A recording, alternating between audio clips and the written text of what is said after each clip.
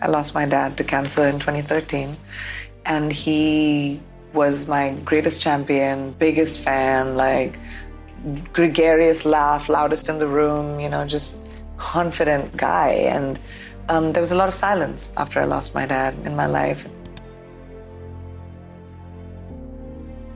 My dad comes from a middle-class background, so does my mom, Ambala, conservative background.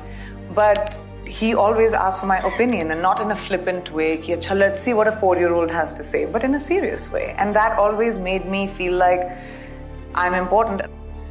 I think I was very lucky to have an upbringing where my parents gave me a sense of self, where I was given the ability to make my own choices.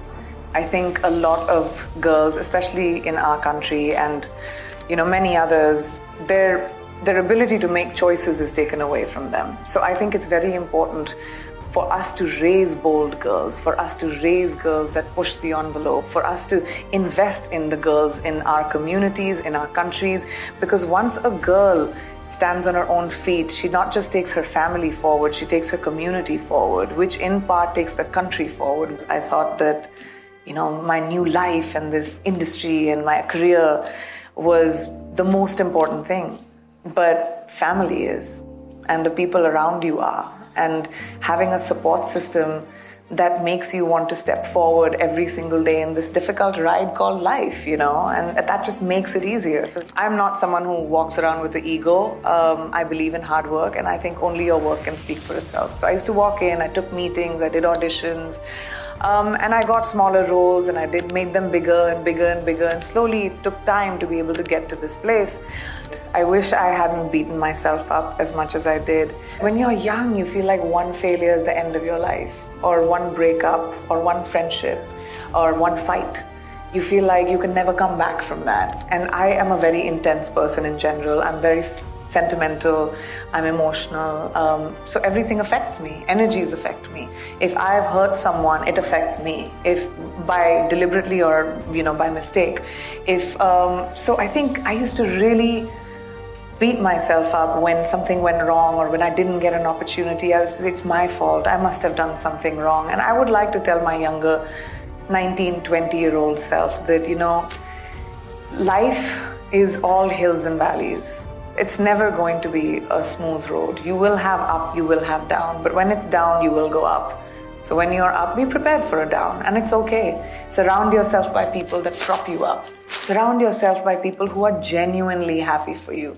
Not all the followers, not like the people who, you think are your friends that you may party with, but the ones that pick up your phone call at 2:00 in the morning. The one when someone is sick in your family that will sit with you for hours overnight. Those are the ones you collect. Those are the ones you remember, and those are the ones you keep for the rest of your life. It makes it easier to have the right people in your life. Life throws stuff at you, and there are times when everything feels like you're never going to be able to get out of it, like it's quicksand. Every day you're being pulled down, or every moment you can't even see a sliver of hope. And we've all been through phases of our lives where that has happened. If you sit, and you should sit and mourn what you're feeling. I really believe in not pushing things under the rug.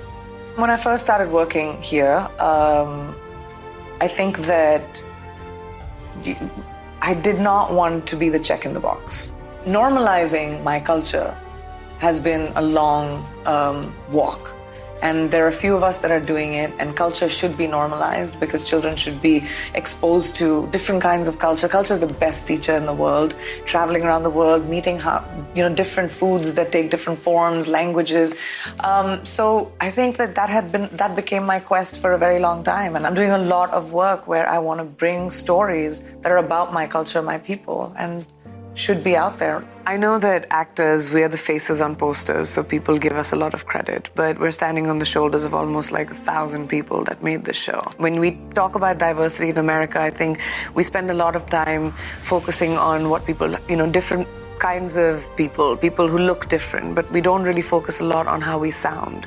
Diversity is different languages across borders. It's not just skin tones, it's not just features. Not just it English. Is cultures. Yeah, it's not English, it's Hindi, it's Urdu, it's so many different languages around the world, and this is true global diversity that's never really been done before.